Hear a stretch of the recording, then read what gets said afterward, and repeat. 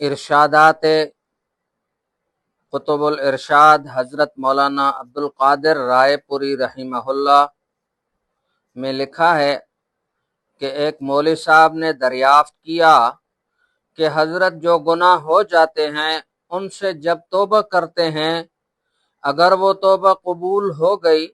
تو پھر اس برائی کے اعادے کی نوبت نہ آنی چاہیے۔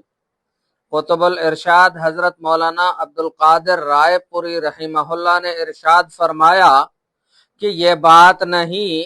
بار بار توبہ سچے جی سے کرو، یعنی سچے دل سے کرو۔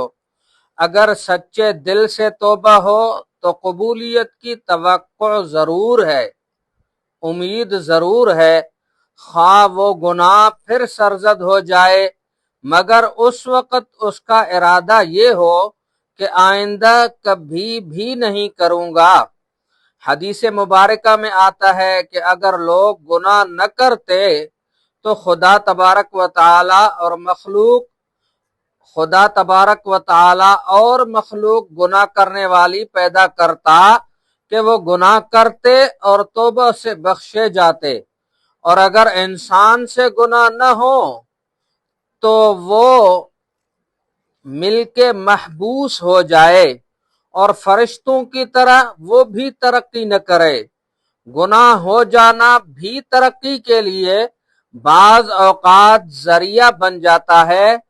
عاجزی کا احساس ہو جو عین مقصود ہے، اور اس دربار میں تو عاجزی ہی سب کچھ ہے اور تکبر ہی محرومی کا باعث ہے۔ احادیث مبارکہ میں آتا ہے کہ خدا تعالی اپنے گناہ کرنے والے بندوں سے جو توبہ کرتے ہیں خوش ہوتا ہے، اور انہوں نے مجھے رب سمجھا ہے۔